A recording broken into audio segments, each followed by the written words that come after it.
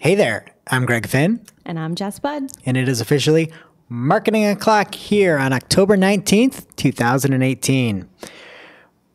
Remember, you can consume us via your favorite podcasting player or listen to us live on YouTube without a net every Friday at 9 a.m. Eastern Standard Time. 9:30, right? 9:30. We're a little late this morning, 9:40. And remember, you can follow along with us in our show notes. Just head over to cypressnorth.com's blog for links from all of today's articles. You could also go to marketingoclock.com for everything that we do. You bet.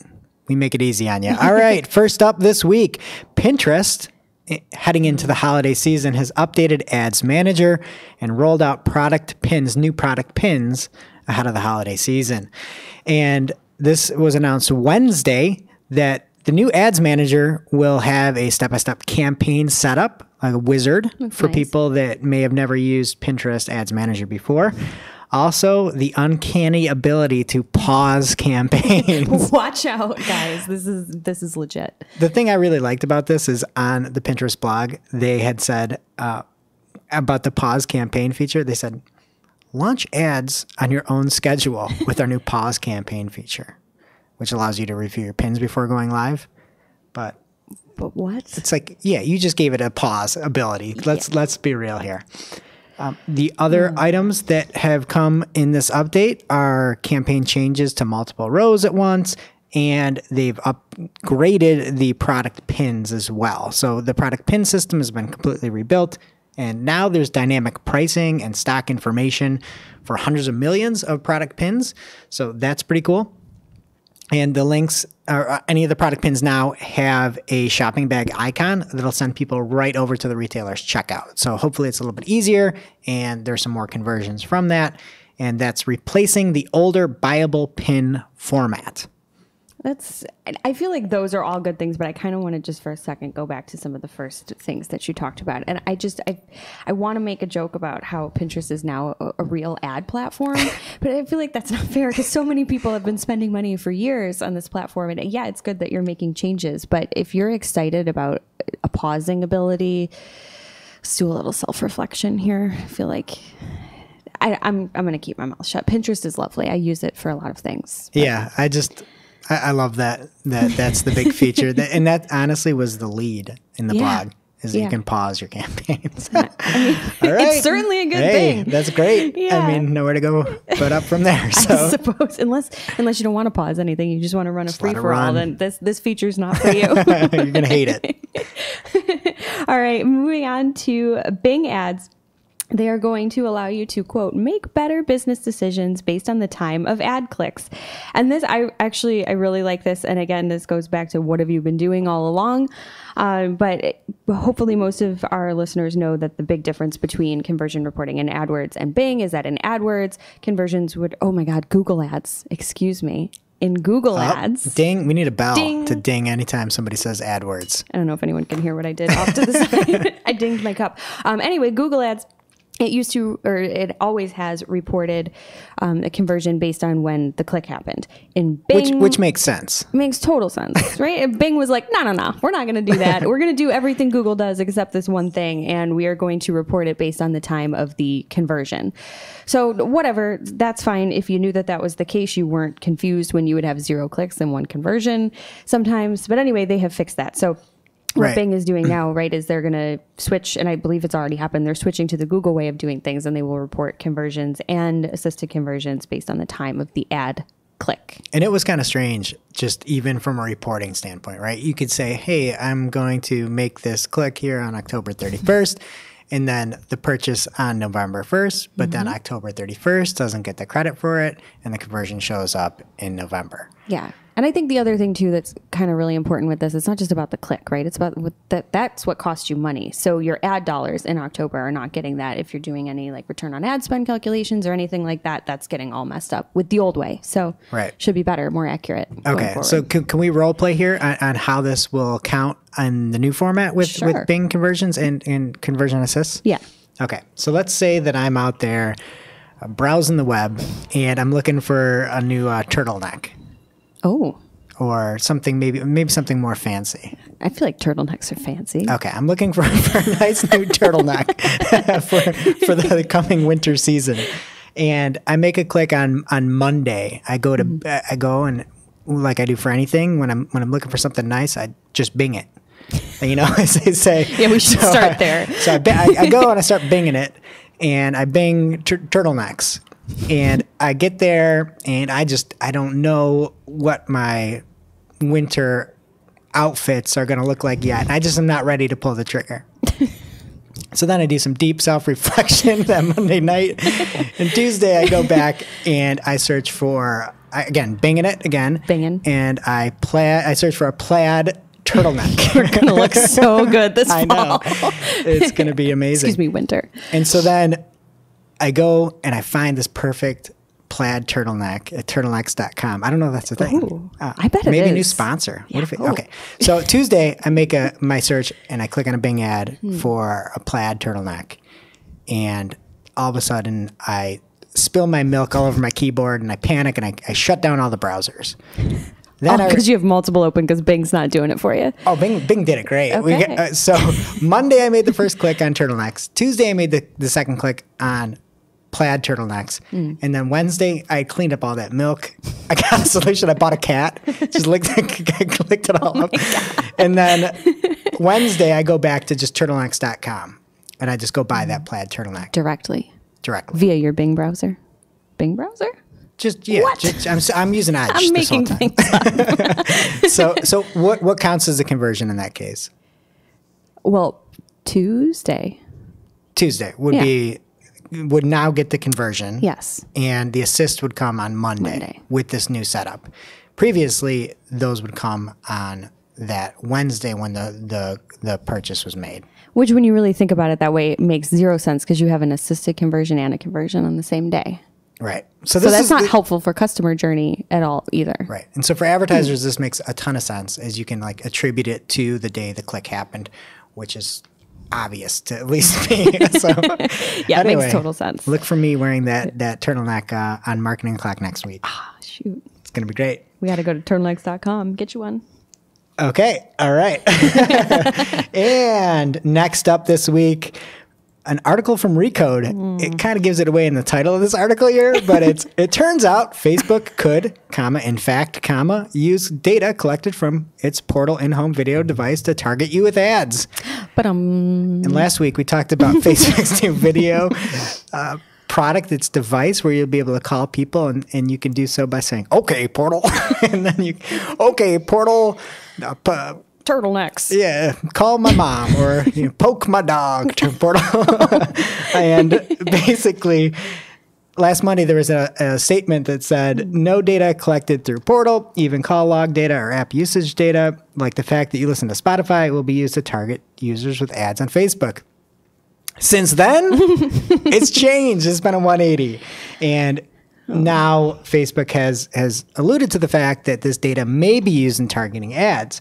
And what they said is portal voice calling is built on the Messenger infrastructure. So when you make a call in portal, we collect the same types of information, i.e. usage data such as length of call, frequency of calls, that we collect on other Messenger-enabled devices. We may use this information to inform the ads we show you across our platforms. Other general usage data such as aggregate usage of apps, etc., may also feed into the information we use to serve ads.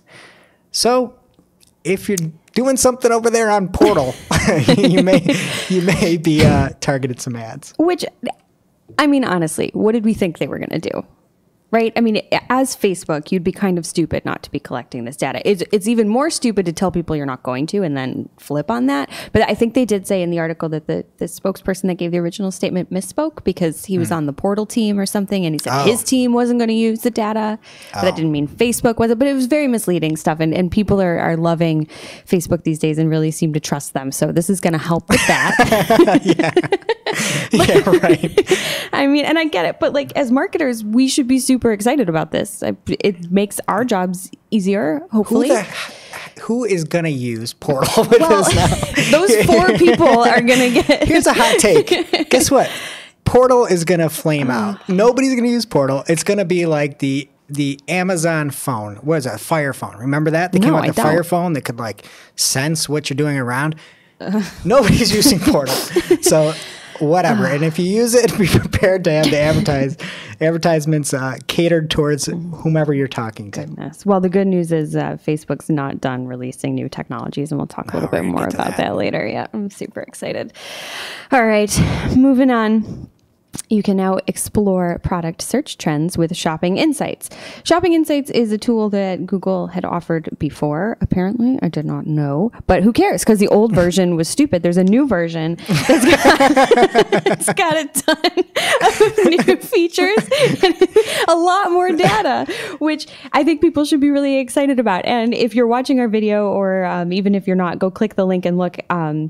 Check out the article itself, because there's lots of really cool visuals what you could do with this data. So basically you can look at trends in searches over time, and you can drill down then within, like, say you're looking at something for a year and the trend might look one way. Again, this is a visual that's really compelling in the article. Then if you kind of drill down into a couple months within that year, the trends look totally different. So it's really, really good for researching things like seasonality, for things that people are shopping for. And it also breaks things down by brands. So you can compare different brands within a similar category and how people are searching for that. And it's actually really, really interesting. I feel like if it does everything it says it does, which it should, it's going to be really powerful for a lot of people, because there's cool insights in there, like whether people are using branded search terms versus not, and your brand is showing up. And I just feel like that's really, really helpful information that could be, especially coming up on the holidays, really helpful for people. And the other thing that's really nice is you can take all these and you can compare, which shows a really good juxtaposition of how one specific product or brand is doing compared to the other.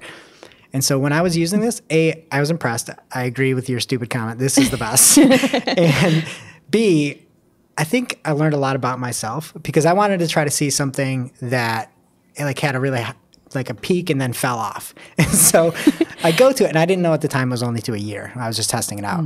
And so I go in there and I put in Jinko, like the jeans, because I wanted to see like a huge drop off. Those will look real good with your turtleneck. But it only went a year back, so I'm like, okay, this doesn't do it. So then I started to put in like Adidas, because I wanted to see something like that, and it gave me the recommendation of Samba, so those black and gum rubber shoes, classic. So my first one was Jinko. My second search was Adidas Sambas, and then I'm like, I need something that is like modern, and so then I typed in Adidas Yeezys, Kanye West sneakers, and so I'm surprised it didn't break with somebody putting in Jinkos and Sambas and Yeezys.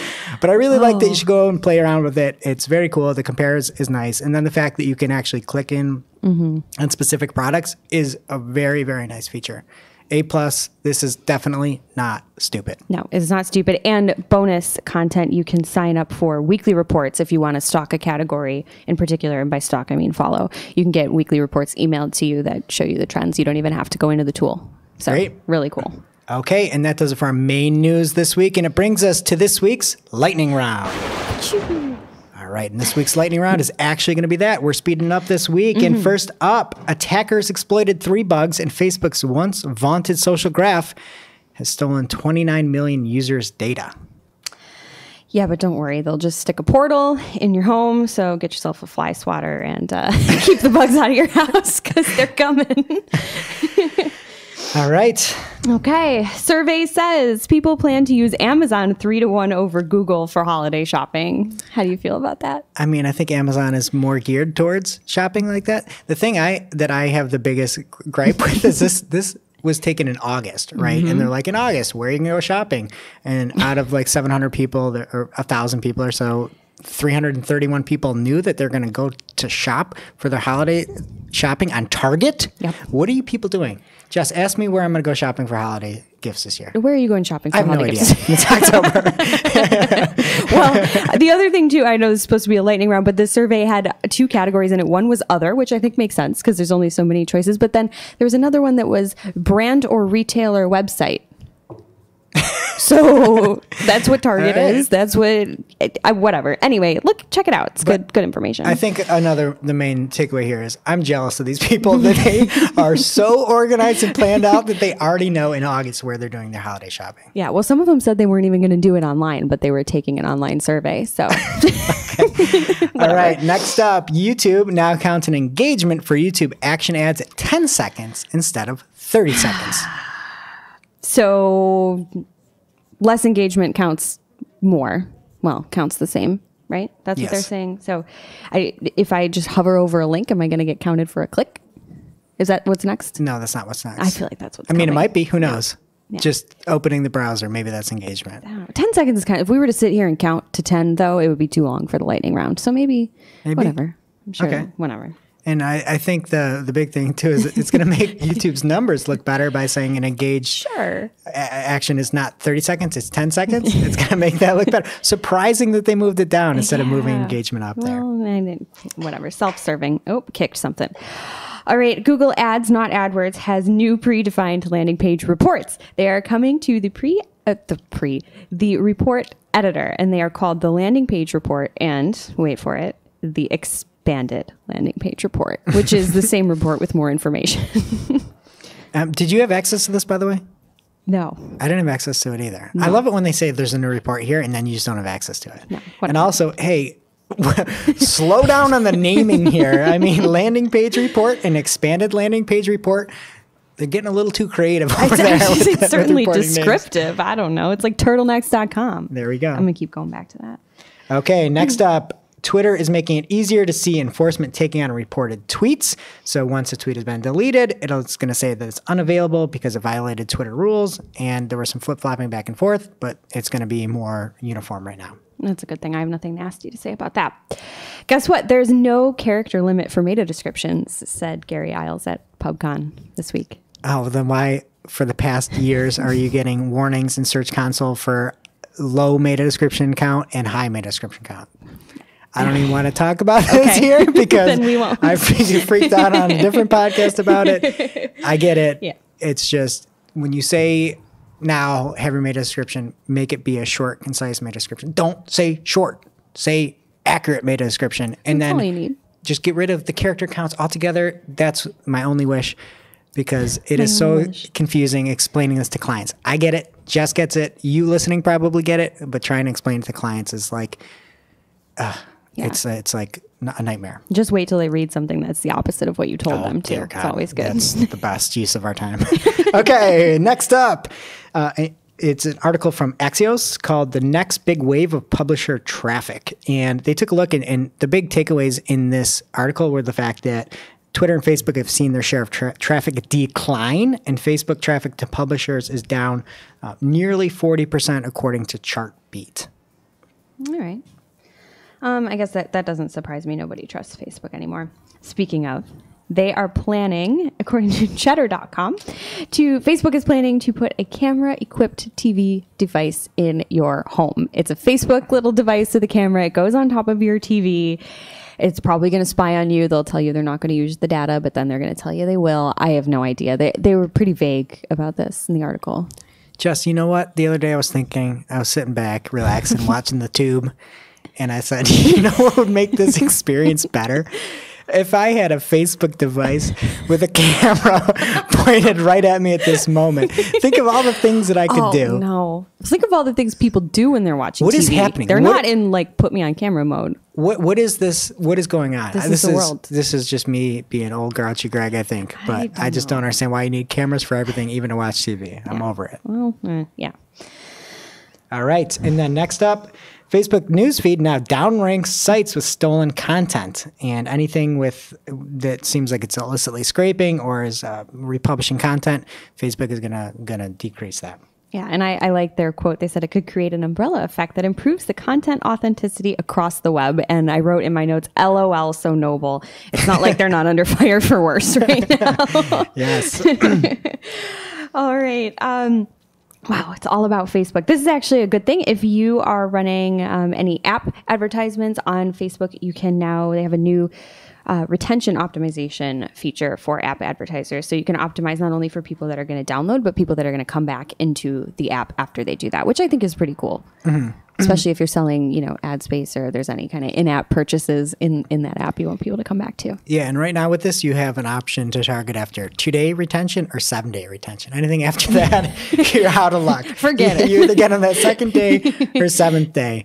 But I think it is cool. It's just, I love it that you either have 2-day or a week later. Maybe they'll grow that window later. Next up, Google My Business Insights adds branded search reporting. So there's new metrics in Google My Business, or GMB as we call it internally here. You can see how many people not only performed searches that showed Google My Business displays, but how many of those were branded, which is cool as well. So you can say, hey, you know what?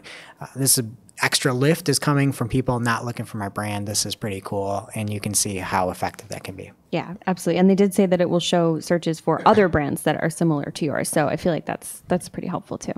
All about that competitive research.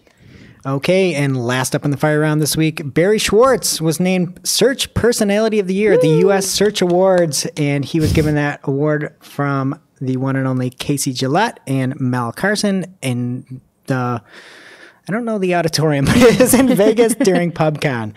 And Barry is somebody that we don't deserve all of the hard work that he puts in, and it's a well-deserved award. Nobody knows how much work Barry does to get the insight that he does and give us away. So seriously, and we certainly appreciate it here at Marketing Clock. We use a lot of his news all the time. And if you want like an actual technical podcast or vlogcast, yeah, but I don't know. He's got that as well, and it's actually, you might actually learn something over there. So check that out as well. We'll put it in the show notes. Yeah, congratulations. All right, and that brings us to this week's must-read marketing article of the week. An article so long, so dense, so detailed that we cannot cover it here on the show. And this week's article comes from Rand Fishkin over at SparkToro.